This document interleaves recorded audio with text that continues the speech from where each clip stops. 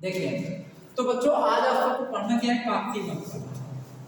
ध्यान समझिए, इंटेंसिटी बढ़ाए अपने इंटेंसिटी अच्छे बढ़ा देकर उससे लाइटें थोड़ा तेज हो जाती है।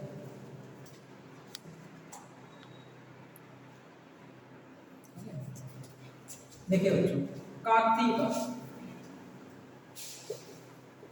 काकतीय ध्यान सुनिए, काकतीय वंश कहाँ था पता है, कहाँ चल रहा था, कल बताया था। बताओ काकतीय वंश यह कहाँ चल रहा था, यह तेलंगाना, तेलंगाना राज्य। जो काकतीय वंश चल रहा था उस समय तेलंगाना राज्य में चल रहा था, उस समय चल रहा था, ठीक है। तो काकतीय वंश तेलंगाना राज्य में चल रहा था। तो इसके संस्थापक कौन थे, कल मैंने बताया था, आज हमको रिवाइज कराते हुए आगे बढ़ेंगे। इसके संस्थापक कौन थे बताए थे, बीटा प्रथम कौन थे, इसके संस्थापक कौन थे, बीटा प्रथम थे, ठीक ना। बीटा काकतीय वंश के संस्थापक कौन थे, बीटा प्रथम। तो उसके बाद देखिए बीटा प्रथम ने कुछ खास काम किया नहीं था। इसके बाद जो अगले शासक आप क्या थे, नेक्स्ट शासक, उस शासक का क्या नाम है, रुद्र प्रथम। क्या नाम था, रुद्र प्रथम। ये भी कुछ खास काम नहीं किए। इसके बाद वाला शासक वो ठीक ठाक था, कुछ वो तो और बड़ा डरपोक था, लेकिन उसके समय में एक बड़ा सा शासक जो देखिए उसका नाम इसलिए थोड़ा सा बड़े में आ गया, एक बड़ा सा शासक उसके ऊपर अटैक कर दिया और अटैक करने से उसका नाम थोड़ा सा हाईलाइटेड हो गया।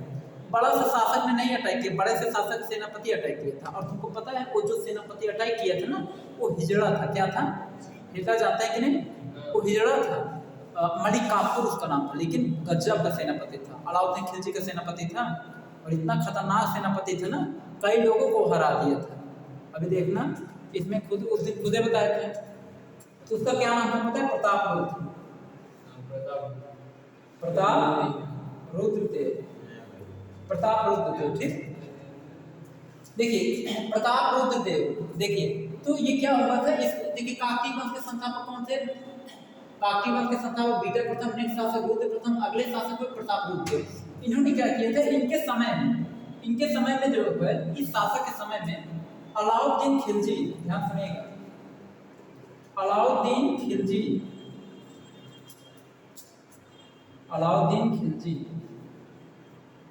के सेनापति मलिक काफूर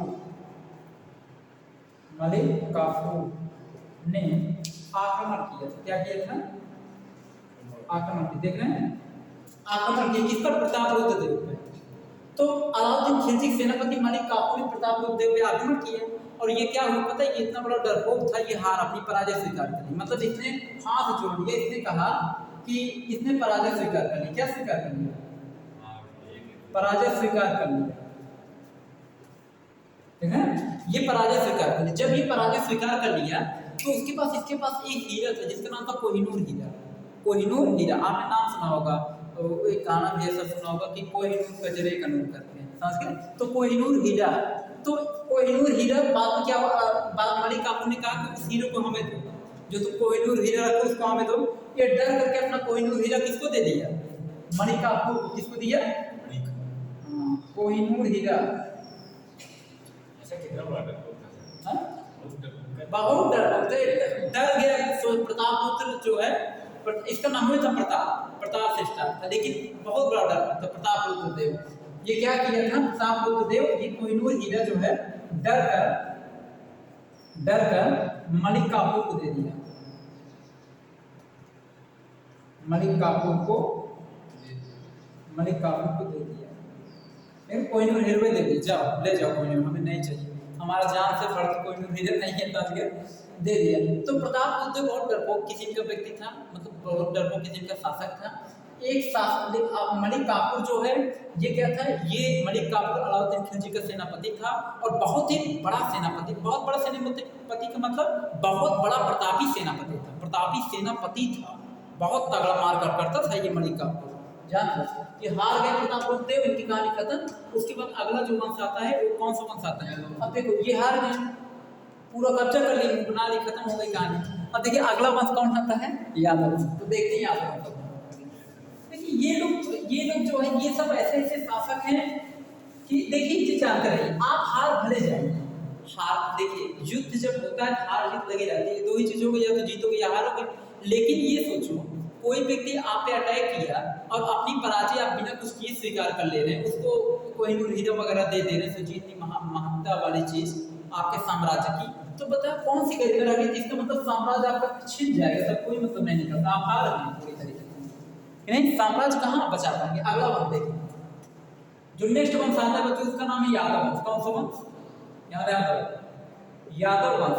अगला जो डायनेस्टी आता है वो डायनेस्टी क्या नाम है, यादव डायनेस्टी। मैं बताता हूँ इस वीडियो कितने बच्चे देखेंगे कहेंगे हमारा डायनेस्टी चल रहा, हमारा डायनेस्टी चल पढ़ा रहा है, तो बहुत तगड़े मुद्दे कहेंगे हमारा डायनेस्टी चल पढ़ा रहा है। ऐसा कुछ नहीं बच्चों, यादव डायनेस्टी देखिए उस समय इस वंश को नाम दिया गया था यादव वंश, ठीक ना, ऐसा नहीं है, उस समय ये नाम दिया गया था। इसमें मैंने पाल डायनेस्टी भी पढ़ा है, उसमें वीडियो देखो, पाल डायनेस्टी, यादव डायनेस्टी। अभी आप पढ़ेंगे, सुनो, आप पढ़ेंगे चौहान डायनेस्टी पढ़ेंगे, चौहान वंश पढ़ेंगे, मौर्य वंश भी पढ़े आप सब, तो ऐसा कुछ नहीं होता है उसमें। देखो यादव वंश, तो यादव डायनेस्टी संस्थापक कौन थे, ध्यान सुनो बच्चों, एक चीज याद रखो बच्चों, ये सब सुनो, ये संस्थापक ज्यादा पूछते हैं। अच्छा, यादव वंश उस समय चल कहाँ रहा था, आज के समय में कहाँ चल रहा था, जैसे उस समय यादव वंश जब चल रहा था, आज के अकॉर्डिंग तो कहाँ चल रहा था, तो ये महाराष्ट्र क्षेत्र में चल रहा था। कहाँ चल रहा था, महाराष्ट्र में, ये महाराष्ट्र में चल रहा था, समझ गए, महाराष्ट्र में। तो इसके संस्थापक कौन थे, ध्यान सुनना बच्चों, भिल्लम पंचम थे। कौन, क्या नाम था, भिल्लम पंचम। इसके संस्थापक क्या नाम था, भिल्लम पंचम। देखिए भिल्लम पंचम, भिल्लम पंचम, क्लियर।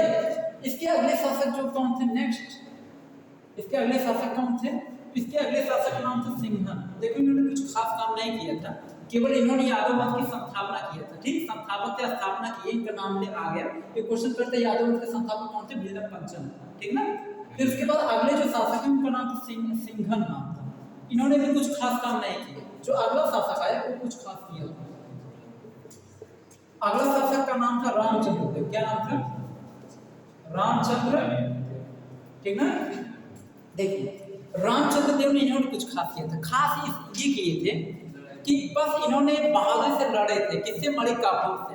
मणि कापुर इन पर भी अटैक किया था। इनके समय में मणि कापुर ने क्या किया था, तो सुनो, मणि कापुर ने आक्रमण किया था। देखिए सुनिए, रामचंद्र देव इसके अगले शासक जब बने तो रामचंद्र देव पे किसने अटैक किया, मणि कापुर ने रामचंद्र देव पे क्या किया था, आक्रमण किया था। अच्छा एक बात बता दे, सुनो, यादव डायनेस्टी का जो रामचंद्र देव था, ये भले वाला बात है हार जीत, लेकिन मणि कापुर से लड़ गया था, पूरी शक्ति से लड़ा, मेहनत एकदम लड़ गया। कहा कि जो होगा देखा जाएगा, हाँ, कहा कि जो होगा देखा जाएगा, लड़ गया। और जब लड़ा, लास्ट में बहुत भयंकर युद्ध हुआ। उस भयंकर युद्ध में क्या हुआ पता है, लास्ट में रामचंद्र देव जो है मतलब हार गए। मतलब ये जो है पराजय स्वीकार नहीं किया बंदा, मतलब कि युद्ध करते हुए ये क्या हो गया, हार गया।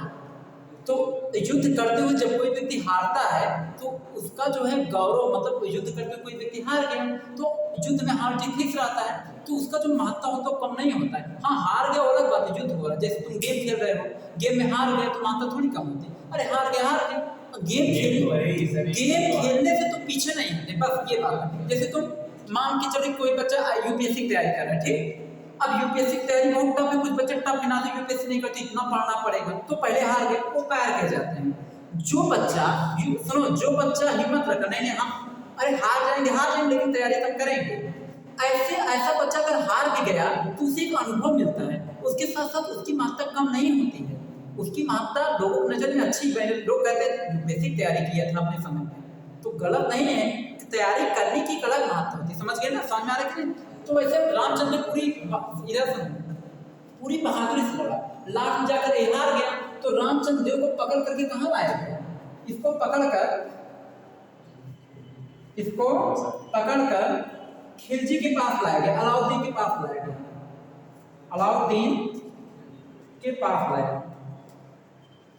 लाया गया। सुनिए, इसको पकड़कर कहाँ लाया गया, अलाउद्दीन खिलजी के पास लाया गया। तो रामचंद्र को जब अलाउद्दीन खिलजी के पास लाया गया तो अलाउद्दीन खिलजी ने कहा, अय रामचंद्र तुम ये बताओ, तुम्हें छोड़ दिया जाए कि मार दिया जाए। तो रामचंद्र ने कहा कि हमको मार दिया जाए। क्या कर दिया जाए, रामचंद्र देव का कहना ये था कि हम एक राजा है। क्या है? हम एक राजा है, तो अगर जीवित रहेंगे, कायर वाला सीन में हमें जीवित नहीं रहना है, तुम्हारे यहाँ बनते बनते जीवित रहेंगे, या तो हमें कुछ बनाओ या तो हमें मार दो। तो इसने कहा, जब अलाउद्दीन खिलजी ने कहा कि तुमको मार दिए कि छोड़ दे, तो रामचंद्र देव ने कहा कि हमको मार दिया जाए। क्या कर दिया जाए? तो फिर अलाउद्दीन ने कहा, अरे वाह, ये तो बहुत बड़ा योद्धा दिख रहा है, मतलब बहुत सूरवीर दिख रहा है। तो अलाउद्दीन एक जो सूरवीर योद्धा होता है वो अगले सूरवीर वहां पे भी था ना, जब तक्षशिला में हाँ समझ गए। तो तक्षशिला में भी वही मतलब उनकी कहानी थी, चंद्रगुप्त मौर्य से रिलेटेड कहानी थी ना। सुनिए, तो बता दें कि ये जैसे कोई बहादुर योद्धा है, एक बहादुर योद्धा अगले बहादुर योद्धा की क्या करता है पता है? सम्मान करता है। तो देखा कि वाकई बहुत बहादुर योद्धा है। तो इसने क्या किया, अलाउद्दीन खिलजी ने कहा, रामचंद्र हम तुम्हारे बहादुर से प्रसन्न होकर के तुमको एक बड़े से जमीन का जागीरदार बना देते। क्या बना देते हैं? जागीरदार नाम सुने होंगे, अरे भैया जागीरदार व्यक्ति है, समझ गए ऐसा? तो तुमको एक बड़े से जमीन का जागीरदार बना देते हैं, और हम तुम्हारी हत्या नहीं करेंगे, हम तुम्हें मारेंगे नहीं, लेकिन तुम्हारा जो साम्राज्य है उस साम्राज्य पर तुम्हारा अधिकार नहीं रहेगा। हम तुमको छोटे से जमीन का जागीरदार बनाकर छोड़ देते हैं, हम तुम्हें मारेंगे नहीं। समझ गए? तो जागीरदार बना के क्या किया, इसको छोड़ दिए। उसके बाद क्या हुआ, यादव वंश भी पूरी तरीके से क्या हो गया, खत्म हो गया पूरा। उसके बाद जो अगला वंश आता है बच्चों, वो आता है होयसल वंश। क्या, कौन सी वंश है? होयसल वंश, अगला जो वंश आता है। ठीक है, नेक्स्ट देखिए, अब एक चीज जानते हैं बच्चों, ये सब देखिए एकदम छोटा छोटा वंश है। कौन सा वंश है? एकदम देखिए छोटा छोटा वंश है, धीरे धीरे आपका खत्म हो जा रहा है, कोई दिक्कत नहीं। ठीक है, एंशिएंट इंडिया में मान के चलिए कि 5 अभी देखिए आप मंदिर मूर्ति इसमें पढ़ेंगे, मंदिर पढ़ेंगे, मतलब मंदिर का निर्माण कैसे होता है, किस शैली में होता है, ये सब पढ़ेंगे, फिर उसके बाद खत्म हो जाएगा। ठीक, तो आप 2 डायनेस्टी पढ़ा दे, इसके आगे वाली डायनेस्टी कल ही पढ़ा देते हैं। ठीक ना, अभी थोड़ा सा मैथ भी पढ़ लो, टाइम है। ठीक, तो आज के लिए इतना ही बच्चों, इसकी आगे का क्लास आपका नहीं चला।